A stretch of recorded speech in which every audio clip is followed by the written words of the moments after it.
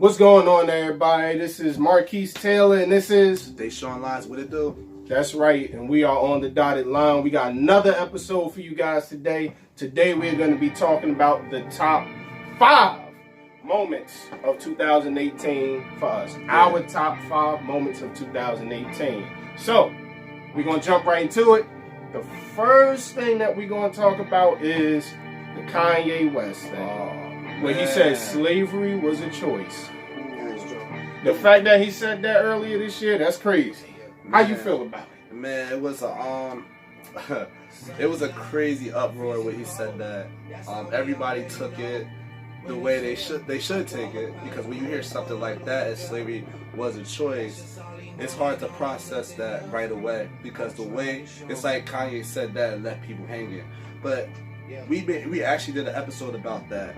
And TMZ kind of created that narrative, leaving what Kanye said after he said that line. They kind of cut the clip up, so that's all you heard. They was putting it out.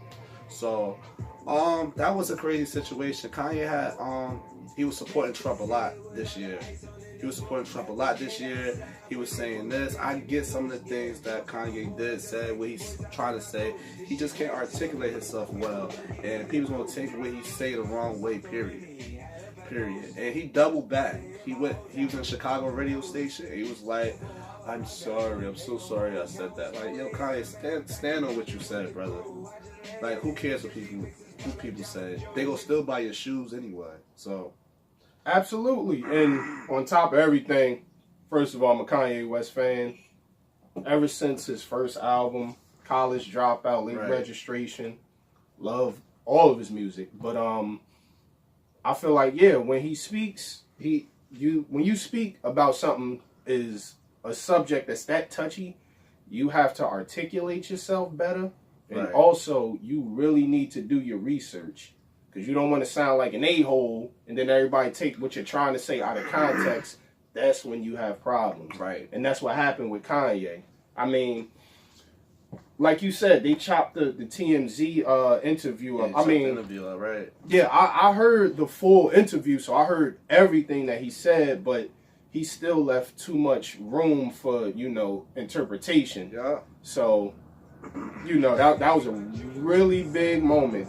Really big moment this year, and it was crazy because he had a good album out, and he did the album with Tiana Taylor. He did her album Nas, great work, Pusha T, great work.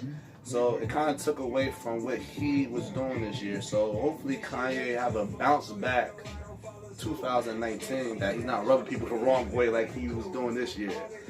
So. The advice I give for Kanye, man, Kanye, stand on whatever you said. Just stand on it, period. You stand on it, you'll be fine, man. And like I said, they still gonna buy your shoes, man. Absolutely. Now, we're going to move on to our number 2. The number 2 moment of 2018. Black Panther. Wakanda Forever. Yes, sir. Wakanda Forever. Great movie. One of the best gross movie in 2018, the biggest, all black cast, a black lead role, very special. And it's crazy because like 2 years ago, it was an Oscar situation that it wasn't enough black leading roles, so it was a special moment for the culture. Black Panther, great movie, and it kind of started off to the other Marvel film, the Avengers. So it gave us something great, and then we had something, boom, another one, the Avengers, and the Avengers ended well also. So that was a good movie. Yeah, they was both really good movies. Infinity War, a lot of feelings got hurt. If you didn't see it, I don't know what you've been doing. Right. But Black Panther, man, even the villain in Black Panther. Shout goes out to Michael B. Jordan. He did his thing. Killmonger. A lot of people resonated more with Killmonger because what he stood for, what he was saying in that movie. Right. So, even as a villain, it was like, well, he kind of got a point there. You kind of was rooting for Killmonger, especially as you know, being a being a young black male in America, he's kind of a voice for you guys, and you kind of felt sensitive to that moment and understand what he was saying. So that was a special moment. And shout out to Michael B. Jordan. He's killing it right now. He's like the next Will Smith when it comes to movies right now. He's killing it right now. He's killing it. He got Creed 2 out right now. But yeah, that was definitely a great movie. Great for the culture. The biggest movie in 2018. All black cast. That's special. And shout goes out to Chadwick Boseman, aka T'Challa, aka the Black Panther. Right. He did his thing. He did an amazing job. It was so awesome what he did for that movie. And I saw him on Saturday Night Live when he was he's talking like T'Challa. He was in that character, and then it was like a Jeopardy. It was Saturday Night Live. It was like Jeopardy, and it was a funny joke. I'm not gonna go too far into it, but he was saying like, no. He was like, no mashed potatoes, some shit like that. It was funny. It was funny. But yeah, that was a special moment in 2018. He'll go for number 3. Number 3 is the rap battle. Drake, Pusha T. Great moment in hip hop, because these is two of the pioneers of hip hop. Drake is the lead dog. Pusha T, we know him from the clips. We know him from even his solo projects. He's killing it, and he's with Kanye West. And it was a lot of drama leading to it. And you know, Pusha T been having slick lines here and there for years. Drake been having slick lines here and there for years. So so Drake got tied up, and Drake put this record out. And I was like, whoa, when I heard that, I was like, whoa, Keith, that was crazy. Duppy was good. I enjoyed Duppy, man. The wordplay was there, the bars was there. What he say about that invoice at the end of that track? Oh man, he really sent that invoice. Yeah, he did. He sent it to what, Kanye, right? Mm-hmm. Yo, that was special. That was a special moment. And like I said, my opinion, I thought Drake won the whole battle. That's not the popular pick because the way Pusha T this was. What's the name of Pusha T's this? The name of it? Pusha T joint. Story of Adidon. Right. That he exposed him. I was so surprised Pusha T took that route.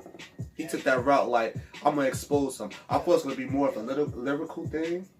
Being lyrical, show me your penmanship is that, but he took the role like, I'm exposed him. Drake, you got a kid that you ain't tell nobody about. His baby mother. Who she is. You have a deadbeat dad, and you a deadbeat. He talk about 40. I was like, man. That was kind of cold. He said, tick, tick, tick. I'm like, yo, man, come on. But, you know, it's a battle. The gloves is off at that point. I just don't like how it ended. Jay Prince intervened, said, yo, it could get ugly. I said, how's it gonna get ugly? This is the way rap is, man. Like, Jay Prince, he's a humongous influence in the rap industry. But please stay out of that, man. Stay out. Then he said Drake was gonna end his career. Well, let's see him end Pusha T's career then. Let's see him make an attempt. I don't know. I don't know if he would have ended his career, but right. I mean, you got two artists that. Both of these guys are great artists at the end of the day. But Drake had more to lose than Pusha T. Yeah. To lose. Wow. Because Drake is the lead dog, so how would he end his career? That's true.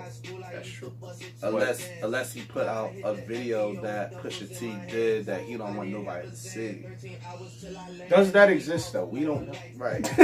So we don't know. So I felt like that whole situation, and then it went as far as Drake had to completely change his album up a little bit. The second part of his album, he was explaining his pretty much his kid and his whole situation. Because Drake don't ever open up to us. He don't ever open up to us. He don't do too many interviews, so we don't know what Drake's real life is. We don't know. So he opened up. He had no choice to open up and answer those questions. Answer those questions for us, what Pusha T did, because Pusha T opened up Pandora box.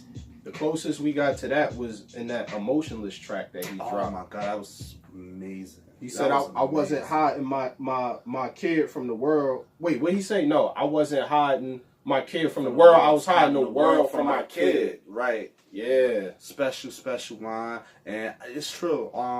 I felt like Pusha T, I don't like Drake, he don't owe us nothing. He don't owe us anything. Like, if he don't want to put his business out on Front Street, he shouldn't have to.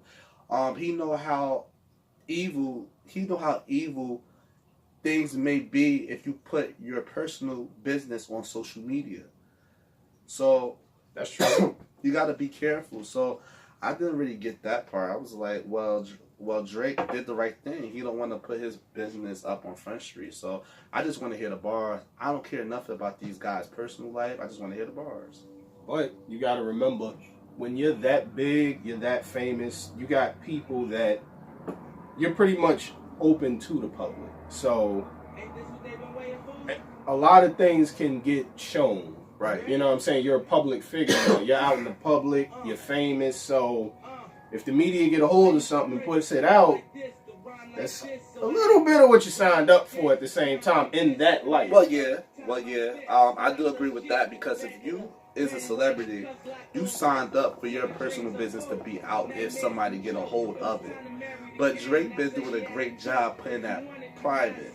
So when somebody said, so why you doing this? Why you got a kid you ain't tell nobody about? I said, that's the part I'm more so on Pusha T, like because he want his stuff private. You don't need to know his private life. Like, come on, like, and you had that man to be able, he had to explain himself on the album. So it was unfortunate. And even like back to Kanye. Kanye said cause Drake said on the barbershop with LeBron James and Maverick Carter. He was out there with LeBron. Yeah, that's one of LeBron's people. He was saying that Kanye had to tell Drake about his kid and stuff like that because they was neighbors. Like, what you thought about that? You thought that Kanye told, or because Pusha T said something completely different on the Joe Budden podcast. He said it was 40 had a chick he was messing with, and 40 was pillow talking to the chick, and the chick told Pusha T. Hey, listen, man. I can't say for sure. I'm not sure, but it could happen, man. It could have happened that way. It could have been a chick that 40 was pillow talking with, and she just went out there and bloop. Right. You never know. Yeah, because a lot of people, especially women, certain dudes like to vet too. They like to vet. You get a little lick in you feeling good, or if you feel like a certain female is really down for you, you may tell her things that you won't tell your boys anything. So you felt comfortable. I gotta believe that. I do believe that a little bit more than Kanye saying it, because I don't see. But we gotta be careful, Kanye. Kanye's very calculated. You know, you see the moves he's been making. You know, he wants to be in the headlines. He wants to be relevant. He wants to be like how Tekashi 6ix9ine do, like he did. He's in prison now. Like he did. You know, he was always doing stuff to be in the headlines. Kanye West may be that person because his music is not as good as it was back then. Well, yeah. I still love Kanye music, but I'm saying as a whole, people saying that his music isn't as good. I said no, his music fine. Even Kanye, I mess with his music. Hey, when you go through stuff in life, your music evolves. Right. You know what I mean? Your music changes with you. Right. Your ear needs to evolve, man. Exactly. But yeah, that was a great battle. But it was another battle that we gotta speak about it. Number four. Like the Four Horsemen. Number 4. Eminem. MGK. Yep. Eminem. He had an album earlier year that wasn't that good, and then he felt like he owed his fans, like, forget the political Eminem. I owe y'all. So he came with another album. What was it? What was the name of his album? It was, I forgot the name of his album. Please put it in a comment, let me know, and whatever. I know it in my head, but it can't project out. But Eminem was going in on a lot of people. He's going in on Joe Buttons. He was going in on Tyler Creator. He was going in on you know, Machine Gun Kelly, he's going in on a lot of people on there. Machine Gun Kelly responded, and then everybody was surprised. Machine Gun Kelly went in. He actually went in. It was a great little diss. He definitely went in. It was a great little diss. And then it took Eminem a while to respond. The Eminem response, I had to put you to bed, kid. I have to put you to bed. So it wasn't nothing. It was like too much of a great battle, but it was entertaining. It was. You know what I'll say, man? It was definitely pretty good. MGK did a lot better than a lot of people expected him to. I like the Kamikaze. Sorry about that. It was Kamikaze. Yeah, the joint that M dropped. Right. That dope album, by the way. Right. But MGK, he did pretty good, at least in my opinion. A lot of people felt like he actually beat him. I don't understand. That's what I don't understand. I don't understand why people saying that he beat him. Like it was cute. It was cute. Like cute little diss, but come on, man. Like what are we doing here, man? Like Eminem got bars, man. If you listen to the track that the diss record that Eminem dropped after MGK dropped his, then you know what really happened there. Right. But you know, for people just to say, "Yo, MGK destroyed," like, hold up now. That's what I don't get, because there's fools out here that's saying that MGK killed them. I said, yo, MGK, he had a lot of slick little cute little bars, but some of the stuff that Eminem say, it's off your head. You may not be able to comprehend what he just said. So that's the reason why I guess society is dumbed down to the point that, you know, mediocre lyrics that they can comprehend, they can get. Things that they can't get is off their head. They may be like, oh, that's whack. I'm like, okay, you don't understand it, so you just being lazy. You better look it up. Yeah. I mean, not to jump all the way off course, but even with like artists like Lupe Fiasco, right, same thing. Lupe bars is just different. Like, very different. For a few things, you might have to look it up and you might have to get a little bit of clarity, but when you put it together, it's like damn, really? Yo, damn. Like, yo, yeah. You put that joint together, you like, yo, this dude is like a walking dictionary when it comes to the vocabulary he had and his lyrics. It's like amazing. It's like amazing. It's flat out amazing. So, you know, like I said, that was a decent battle. The Drake and Pusha T battle was more entertaining. It was a lot of suspense on that. It was more suspense on that than this one. But nobody didn't expect MGK to win this battle. You know, they were like, yeah, he wins or not or whatever, man. So you know what it is. You know what it is, man. I like the record though, man. I ain't gonna lie, man. I listened to it a few times. I like the MGK record. It was cool. Right. It was dope. So that was our Fourth. That was the fourth. The fifth. How could you forget the man? Meek Mill. I'm sorry, Meek. We can't end it like this. So, okay. This we're gonna do, we're about to take a quick commercial break. We're gonna talk about the fifth biggest moment of 2018 and whatever, man. The year's about to end and Meek Mill's come out of prison and Meek Mill's making moves. Meek Mill album. We're gonna talk about it. We'll stay tuned. 2.2. Yes, sir. Free is when the TV ain't controlling what we see. Told my niggas I need you. Through all the fame, you know I stay true. Pray my niggas stay free. Made a few mistakes, but this ain't where I wanna be. Before I'm judged by 12, put a 12 on my feet. Told my niggas I need you. Stay up, I know these times ain't true. Real. And we're back. Yes, We're sir. back. And now we're gonna talk about the man, the legend. We're gonna talk about Meek Mill, man. You know, he was locked up. He came home again, and he's doing this thing. He dropped his album, Championships. Tough album, hard album. And he's also doing a lot of other things, man. We're gonna talk about it. Yes, I'm so proud of Meek Mill's. Meek Mill's, man, you know, unfortunately, the judge tried to get him And I guess she had a hidden agenda. I guess she ain't like him personally, so she tried to take him down for like a small little probation. Because he violated his probation. I think do pop at a Willie's, like something stupid like that. And then he gonna do like another 2 years, and which is extremely dumb. We used to actually talk about that in one of our episodes, which it was crazy, it was unfortunate, but Meek Mill's definitely had a big year this year. He definitely had a big year. Like, even you saw the Philadelphia Eagles, they Super Bowl run. They was playing nothing but Meek records. All Meek records.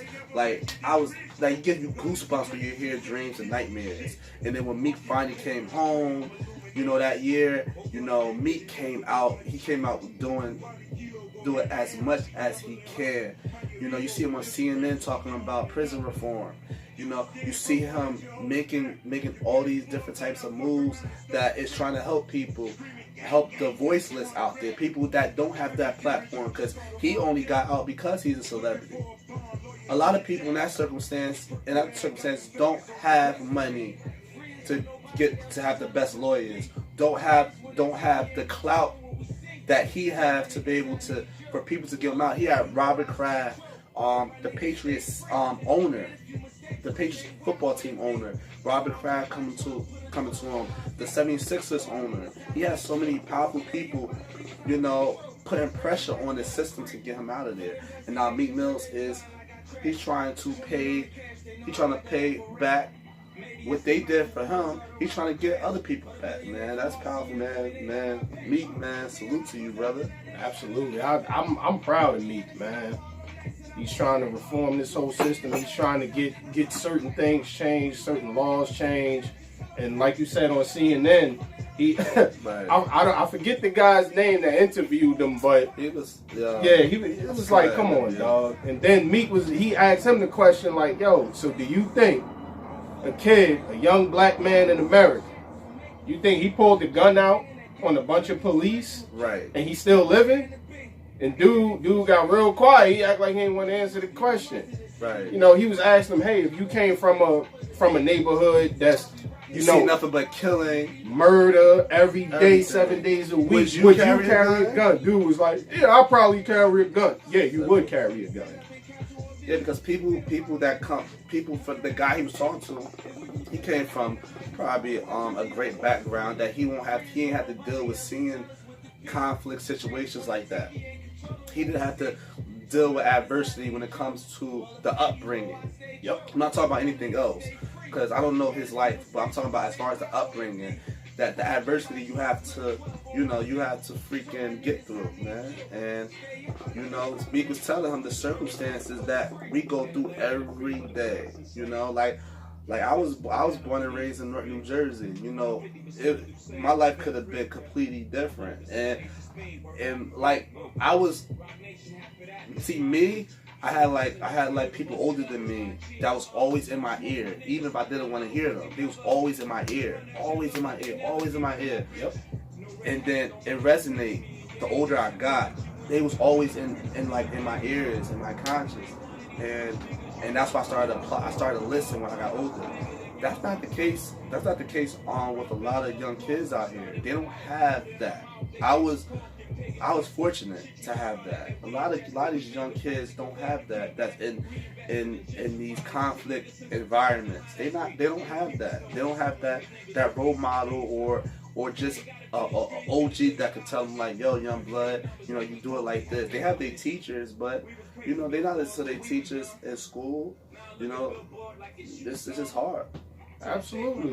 When you go home and you get out of school and you gotta walk through this environment where there's people selling drugs, the guys outside, they holding guns, they trying to make sure don't nobody take over their block, mess their money up.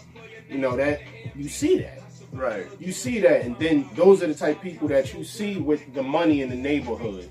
They're able to get the cars and do certain things. Right. They flash a little bit of money. They can go out to the club and do X, Y, and Z, come back. They got beautiful women with them and all of that. Right. But like Deshaun said, if you don't have anybody positive in your ear that's going to say, hey, it's a better way, that's not the way to do it, and you going through the daily struggle, you know, your parents might not have the money, you might be in a single parent household, whatever your situation is, of course you're gonna want to find ways to make money and protect yourself, whether it's legal or not. 9 times out of 10, it's gonna be illegal. So, because it's all about, because you're trying to survive. It's like the Hunger Games. The Hunger Games, they just put a bunch of people in a conflict environment for them to be able to survive. So they're doing everything they could to survive, even if they had to kill somebody. That's pretty much what it is. A whole bunch of kids killing each other. That's all the Hunger Games was, and it's messed up to say, but some of the, and this even, it's not even just, you know, like in the cities. You could talk about trailer parks or any environment where it could be any race of people put in a bad situation. You see it in other countries all the time. You put anybody in a bad situation and they only see one way to get out of it or to make money, of course they're going to take that way. They don't see anything else. So they have to be shown something different. And they got to know about the opportunities that's out there. Man, exactly. And we're going to talk about a Meek Mill album, Champions. We listen to it right now. Meek Mill had a great album. I gave it Championships? I gave it a 9. He had a lot of great albums, and you can hear the growth when you hear some of the tracks on his album. Like, I love Trauma. Trauma is a very powerful record to me, and he's talking about his environment. And a line that was so pivotal when he was talking about his judge. He was like his judge being black and try to lock him up forever. That was a time that he was questioning like his love for his people. Cause he like, well, wait a minute, you a sister, you should be helping me, or whatever. And that's what he questioned, like, yo, should I even love my people?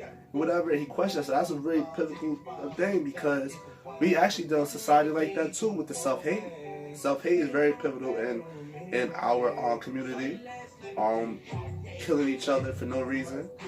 We talk about survival. I get that. I don't condone you taking somebody's life, and you know I never understand you robbing somebody in the same project as you. You need to be deleted. He said deleted. I'm not saying killed. I'm just saying that it needs to be like a Thanos moment, like when you just disappear. Yo, and just have you like that. This way, people that do stuff like that, I feel like they need to just disappear and have them float in space. They can have their oxygen, they can live forever, but have them just float in space. I would love that. I would love that. Just have them float. Say get them out of here.